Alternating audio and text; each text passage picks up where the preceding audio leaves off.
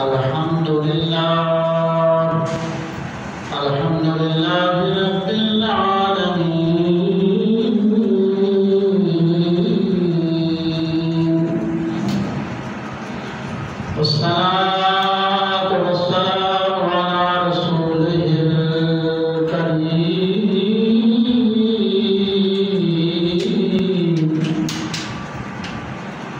وعلى آله وأصحابه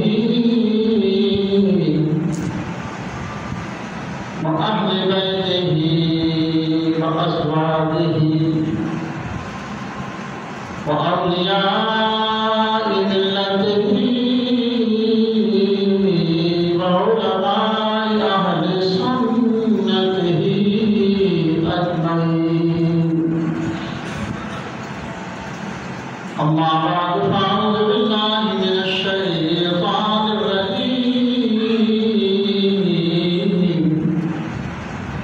بسم الله الرحمن الرحيم.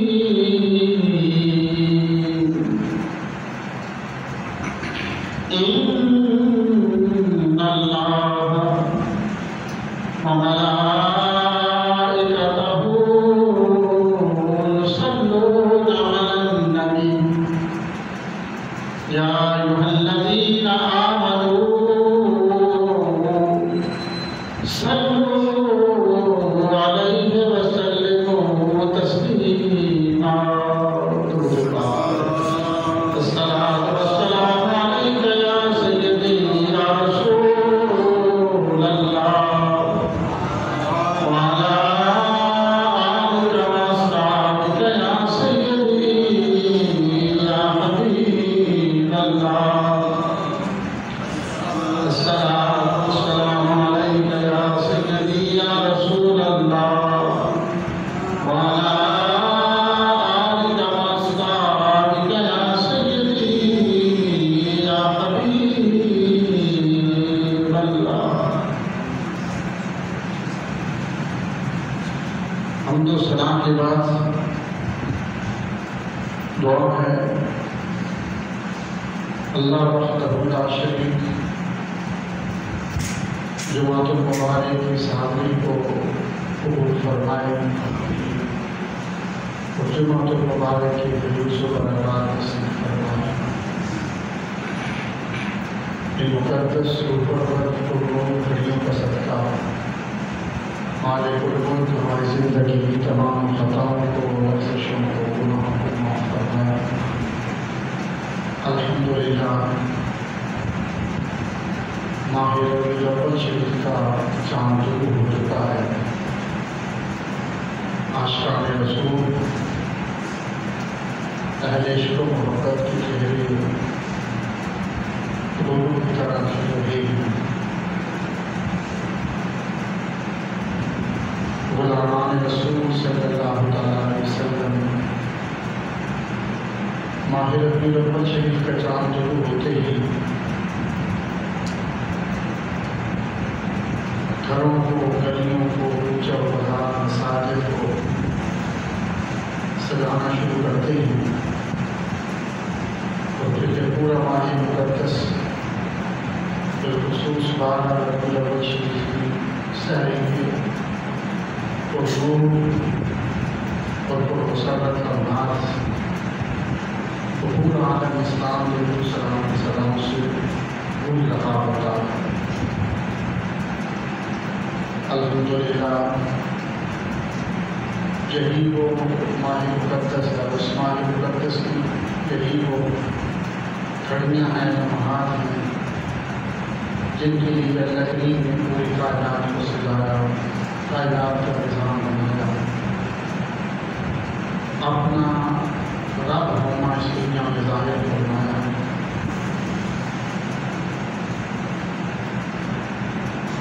محفل میلاد سج رہی ہیں، اشتہارات، پوسٹر عویزاں ہیں، لگ رہے ہیں، تیاریاں ہیں.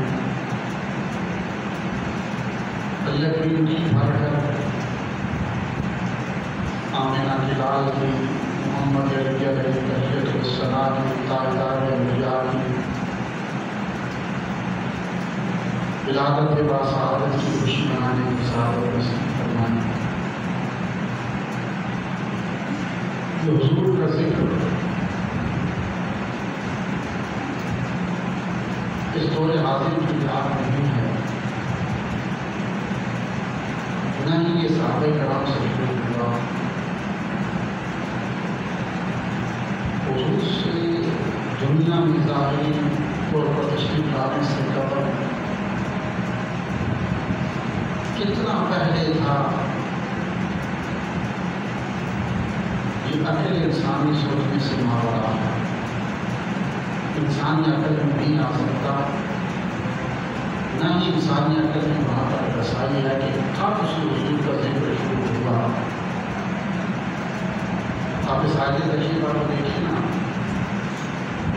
جو ہر کسی کو آتی ہے قرآن کریم میں حضور پاک کے متعلق، ان اللہ وملائکتہ یصلون علی النبی، کہ بے شک اللہ تعالیٰ اور اس کے فرشتے نبی کا درود پڑھتے ہیں۔ اس آیت کریمہ میں ایک بڑا لطیف نقطہ ہے، چاہیے تھا کہ یہ بھی ہو سکتا تھا کہ ان اللہ وملائکتہ یصلون علی الرسول، کہ بے شک اللہ تعالیٰ اس کے رسول، اس کے فرشتے رسول پر درود پڑھتے ہیں، کیونکہ نبی سے رسول افضل ہوتا ہے۔ نبی جو ہوتا ہے یہ خود صاحب شریعت نہیں ہوتا، پچھلی شریعت کے عمل پیرا ہوتا ہے، اور جو رسول ہوتا ہے یہ صاحب شریعت ہوتا ہے، اپنی کتاب، اپنی امت، اپنا دین، اپنا مذہب لے کے آتا ہے۔ نبی جو ہوتی ہیں یہ یا تو اگلی امتوں کے جو رسول ہیں ان کے مددگار ہوتے ہیں، اور پہلی شریعتوں کے عمل پیرا ہوتے ہیں، خود صاحب شریعت نہیں ہوتی۔ نبی جو ہوتا ہے یہ رسول نہیں ہو سکتا، اور رسول جو ہوتا ہے یہ نہیں ہو سکتا، ہوتا ہے۔ حضور نبی بھی ہیں، رسول بھی ہیں، اس لیے حضور سابقہ شریعت حضرت سیدنا ابراہیم علیہ السلام کی شریعت کا بھی عمل کرتا ہے، اور خود حضور صاحب شریعت اپنا ایک دین، ایک مذہب، ایک آسمانی کتاب قرآن کریم حضور لے کر آئے۔ کلمہ تشریفہ کے اندر بھی ذکر یہی ہے کہ لا الہ الا اللہ محمد رسول اللہ صلی اللہ علیہ وسلم، کہ محمد اللہ کے رسول ہیں۔ اس لیے ذکر کیا گیا کہ رسول نبی ہو سکتا ہے لیکن نبی رسول نہیں ہو سکتا، اس لیے کلمے میں ذکر کیا گیا کہ محمد رسول اللہ صلی اللہ علیہ وسلم۔ تو اس آیت کریمہ میں چاہیے تھا کہ یہ ذکر ہوتا کہ ان اللہ وملائکتہ یصلون علی الرسول صلی اللہ علیہ وسلم، کیونکہ نبی سے افضل تو رسول ہے۔ آیت کریمہ میں یہ بھی ہو سکتا تھا کہ ان اللہ وملائکتہ یصلون علی محمد صلی اللہ علیہ وسلم، لیکن نفس محمد کا ذکر کیا گیا، رسول کا ذکر کیا گیا، یصلون علی النبی کا ذکر کیا گیا کہ بے شک اللہ کریم اور اس کے فرشتے نبی پر درود پڑھتے ہیں، جبکہ نبی سے افضل رسول ہے۔ چاہیے تھا ذکر ہوتا کہ ان اللہ وملائکتہ یصلون علی الرسول، کہ بے شک اللہ کریم اور اس کے فرشتے رسول پر یا محمد صلی اللہ علیہ وسلم پر درود پڑھتے ہیں۔ نبی کا ذکر کیوں آیا؟ بڑا اس میں لطیف نکتہ ہے جو ہم نے کبھی سمجھا نہیں۔ قرآن کریم ایسی اللہ کریم کی آسمانی کتاب ہے کہ جتنا آپ کی اس کی گہرائی میں جائیں گے، سمندر کی گہرائی میں ہوتی ہیں ہیرے جواہرات، سمندر کی گہرائی، یہ ایک سمندر ہے قرآن کریم، اس کی گہرائی میں جتنا جائیں گے اتنا ہی اپنے اسلام کو ترجمہ نہیں پڑھیں گے تو آپ کے سامنے ایک کتاب ہے، غلاف بھی کرتے ہوئے لکھی ہوئی کتاب ہے، تلاوت کی مسئلہ ہے اور ایسے کرتے ہیں۔ تو آیت تشریفہ میں یہ نکتہ ہے کہ یصلون علی النبی کا ذکر کیوں ہوتا ہے، یصلون علی رسول بھی ہو سکتا تھا، یصلون علی محمد بھی ہو سکتا تھا صلی اللہ علیہ وسلم۔ لیکن اس میں نکتہ یہ ہے کہ اگر یہ ہوتا کہ ان اللہ و ملائکتہ یصلون علی الرسول، کہ بے شک اللہ تعالیٰ اس کے فرشتے رسول پر درود پڑھتے ہیں، تو پھر یہ اعتراض آ سکتا تھا کہ جب سے حضور نے رسالت کا اعلان فرمایا، اپنے رسول ہونے کا اعلان فرمایا، اور حضور نے اپنی زندگی کے 40 سال کے بعد حضور نے اعلان نبوت اعلان رسالت فرمایا، یعنی جب سے حضور نے یہ فرمایا لوگوں کے سامنے کہ محمد رسول اللہ، میں اللہ کا رسول ہوں، مجھے اللہ کا رسول مانوں، تو پھر اگر آیت تشریفہ میں یصلون علی الرسول کا ذکر ہوتا تو اس کا مطلب یہ ہوتا کہ جب سے حضور نے اعلان نبوت فرمایا، اعلان رسالت فرمایا، آپ نے رسول ہونے کا اعلان فرمایا، تب سے اس دن سے فرشتے اور اللہ کریم اپنے رسول پر درود پڑھ رہے ہیں۔ یہ حضور کے زندگی کے 40 سال سے لے کر اب تک فرشتے اور اللہ تعالیٰ اپنے رسول پر درود پڑھ رہے ہوتے ہیں۔ اگر یصلون علی الرسول کا ذکر ہوتا، اگر ہوتا ان اللہ و ملائکتہ یصلون علی محمد صلی اللہ علیہ وسلم، بے شک اللہ تعالیٰ اس کے فرشتے محمد صلی اللہ علیہ وسلم کا درود پڑھتے ہیں، اگر یہ ہوتا حضور کے سکرتس اس میں بیان کیا جاتا تو پھر یہ ہوتا کہ اس دن سے حضور کا اس مقدس رکھا گیا ہے، اس دن سے لے کر آج تک اللہ بھی اس کے فرشتے حضور پر درود پڑھتے ہیں۔ لیکن آیت تشریفہ میں نہ لفظ محمد کا ذکر کیا گیا اور نہ ہی لفظ رسول کا ذکر کیا گیا، بلکہ فرمایا یصلون علی النبی، اللہ تعالیٰ اس کے فرشتے نبی پر درود پاک، نبی کا ذکر کیوں کیا گیا؟ صحابہ کرام حضور سے پوچھا کہ حضور آپ کب سے نبی ہیں؟ آپ نے نام تو فرمایا نا کہ نبوت کے اپنی زندگی کے 40 سال کے بعد نبی آپ کب سے تھے؟ حضور نے فرمایا کہ حدیث پاک ہے کنت نبیا آدم بین الماء والطین اور صلی اللہ علیہ وسلم۔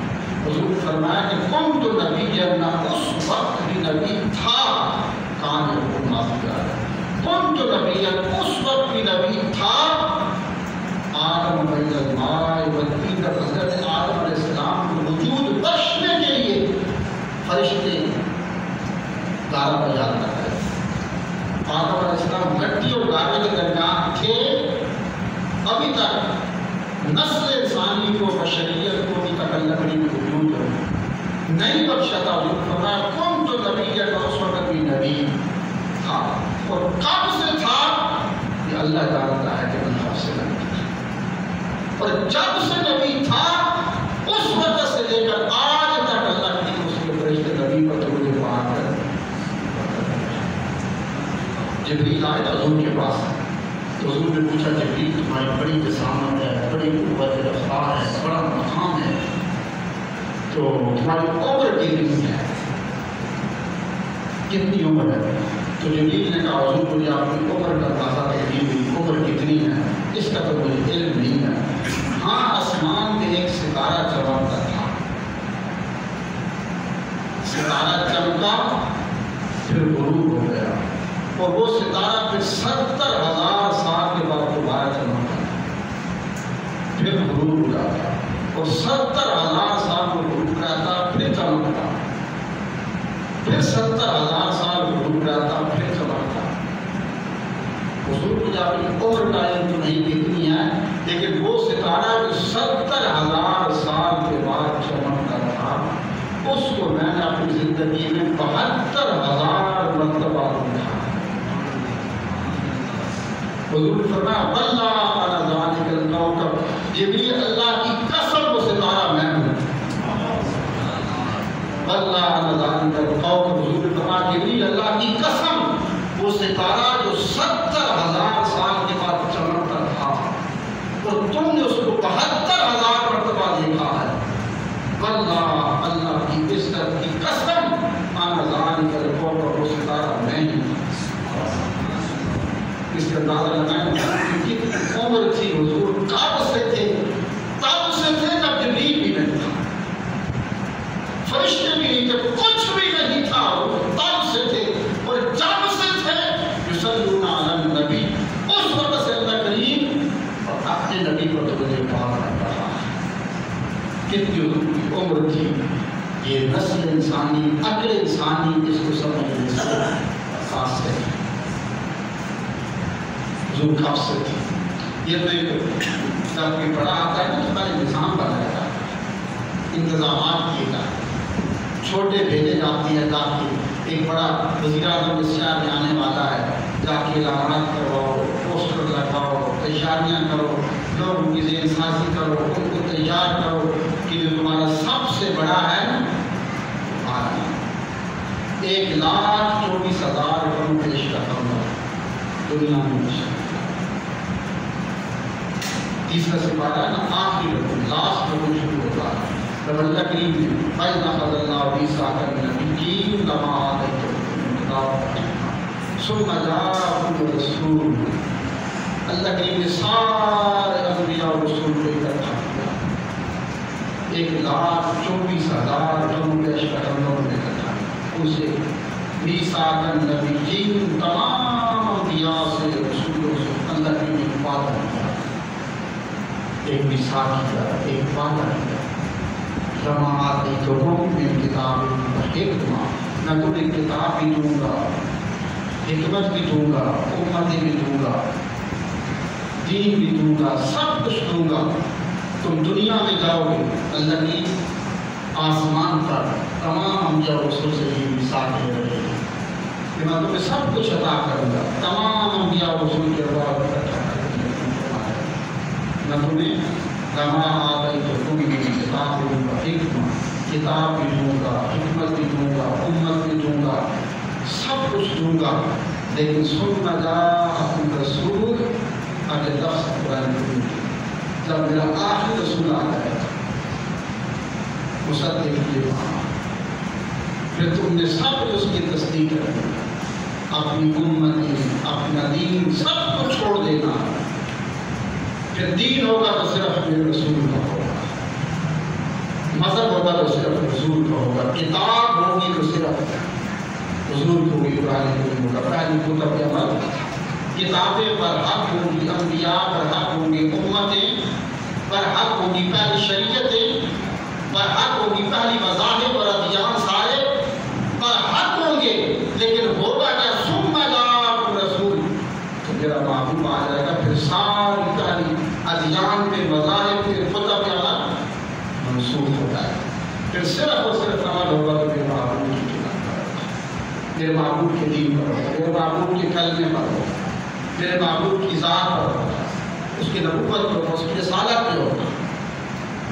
تو یہ اللہ کریم نے تو سب کو بنانے سے پہلے ہی یہ سب کچھ طے کر دیا، ماہ ربیع الاول شریف کا آغاز ہو چکا ہے، آشکان رسول کے چہرے پھولوں کی طرح کھل رہے ہیں، تیاریاں ہیں، پہلے سے تیاریاں ہیں، اس سے ملتا کیا ہے؟ اب گھر میں گھر کو سجاتے ہیں، جھنڈیاں لگائیں، چراغاں کریں، لنگر پکائیں، روزے پاک پڑھیں، شہروں کو سجائیں، چوک سجائیں، سجاوٹ کریں، حضور کی آمد کی خوشی منائیں، اس سے ملتا کیا ہے؟ یہ جو ایک معروف واقعہ آپ نے سن رکھا ہے کہ حضرت جابر بن عبداللہ رضی اللہ تعالیٰ عنہ، جنگ بدر تھی، عالم کفر برکت اسلام کے حملہ آور تھا، تو حضور اس عالم کفر کے حملے کو روکنے کے لیے حضور شہر مدینہ کے پاس خندق کھدوا رہے تھے۔ عالم یہ تھا کہ اس وقت بھوک کا یہ عالم تھا کہ حضور سارا دن صحابہ کرام حضور کے غلام کو تالے لے کر پتھر توڑتے، خندق کھودتے، اور حضور ایک ایک کھجور عطا فرماتے، آدھی کھجور صبح کو کھا لینا، آدھی شام کو کھا لینا، پانی پینا اور سارا دن یہ پتھر توڑنے میں. صحابہ کرام کے پاس کھجور بھی ختم ہو گئی. اب یہ باتیں سننی بڑی آسان ہے نا کہ کھجور آدھی کھا کر صبح سے لے کر شام تک خدا کو لے کر پتھر توڑنا آسان ہے.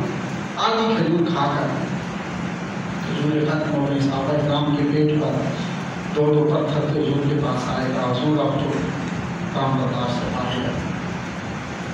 اب اتنی بھوک ہے کہ کام نہیں ہو سکتا. پیر سے پتھر اٹھائے. حضور پتھر باندھ رکھی. دو پتھر تھے. حضور نے اپنے شریعت سے کپڑا ہٹایا. فرما دے تو میں نے 3 باندھ رکھی. تمہارے پیٹ پر 2 ہے میرے 3 ہیں. جب جابر نے دیکھا تو برداشت نہیں ہوا. اللہ کا رسول کئی دن کے بھوکے پیسے ہمارے ساتھ خدا لے کر پتھر توڑ رکھے ہیں اور بھوک کا یہ عالم ہے کہ حضور نے اپنی شریعت پر 3 پتھر باندھ رکھی ہیں. اگر جابر کہتے میں گھر چلا گیا اور جا کر میں نے اپنی بیوی جو حضور کی بڑی غلام تھی, بڑی عاشق تھی, اس کو اٹھا دیا. میں نے کہا کیا یہ بات اللہ کے رسول کا سفر دیکھی. بھوک کا یہ عالم ہے کہ پیٹ پر 3 پتھر باندھ رکھے ہیں اور حضور ہم تو اٹھتے ہیں, تھک جاتے ہیں, بیٹھ جاتے ہیں. حضور مسلسل خدا لے کر پتھر ہمارے آگے توڑنے لگا. اگر جابر کی بیوی نے سنا آنکھوں میں آنسو آئے. حضور کی عاشق تھی, محبت تھی. پھر معلوم کی یہ کیفیت نہیں دیکھی جا سکتی کہ معلوم کچھ نہ کھائے اور کھا لے. تو کہا جابر پھر کیا کرے؟ کہا تم بتاؤ کیا کرے. کہا جابر ایسا کرتے ہیں گھر میں بکری کا بچہ اس کو ذبح کر دیتے ہیں, تھوڑے سے جوڑ پڑے ہیں وہ پیس لیتی ہیں. جب حضور کو بلا کے لانا ہو حضور کھانا کھا لیں گے. تو جابر نے کہا کہ یہ سوچنا بھی نہیں. تو بیوی نے کہا کہ کیوں, کیا گھر میں کتنے جوڑ پڑے ہیں؟ کہا 3-4 روٹیاں بن جائیں گی. بکری کا بچہ ہے چھوٹا سا, کتنا گوشت نکل آئے گا. حضور جہاں بھی جاتے ہیں اکیلے نہیں جاتے. حضور کے پاس لوگ کے ساتھ لوگ ہوتے ہیں, 10, 12, 15, 20 صحابہ کرام ہوتے ہیں. حضور اکیلے نہیں جا سکتے. پھر صدیق اکبر فاروق اعظم حضرت عثمان حضرت علی حضور کو اکیلا جانے نہیں دیتے. رسوائی ہوگی جانے دو. کہا نہیں تم ایسا کرنا چاہنا تو چپکے سے دیکھنا. جب حضور تنہا ہوں تو حضور کے کان میں کہنا حضور گھر میں تشریف لائیں, لیکن حضور اکیلے تشریف لانا. گھر میں صرف ایک آدمی کا کھانا. جابر نے پھر سمجھایا. بیوی نے کہا کہ نہیں جاؤ, آپ یہ برداشت نہیں سکتا کہ حضور کے شکل میں پتھر بندے ہوں ہم کا کھانا کھائیں. لیکن جابر جانا تو چپکے سے جانا, دیکھنا جب کوئی بھی نہ ہو تو پھر حضور سے رس کرنا. اگر جابر میرے پاس بیٹھ کے حضور اکیلے بیٹھے تھے, کھانا آ کر کہا حضور گھر میں تھوڑا سا کھانا ہے, اگر آپ تشریف لائیں تو برکت ہوگی. حضور نے فرمایا کس وقت؟ کہا حضور جب آپ چاہیں آج بھی تشریف لائیں. حضور نے فرمایا جابر میں کل دوپہر کا کھانا کھاؤں گا. پھر حضرت جابر حضور کے قدموں پہ ہاتھ رکھے, کہا حضور اکیلے تشریف لانا, تو گھر میں زیادہ نہیں ہے, بس ایک آدمی کا کھانا. حضور نے فرمایا جابر کتنا ہے؟ کہا بس حضور تھوڑے سے جو پڑے ہیں پیس لیں گے, 3-4 روٹیاں بن جائیں گی, تھوڑا سا گوشت بکری کا چھوٹا سا بچہ چلاتا ہے. تو کہا جابر کیا کہا؟ حضور اکیلے آنا ہے, کسی کو ساتھ نہ لانا. کہا ٹھیک ہے جاؤ.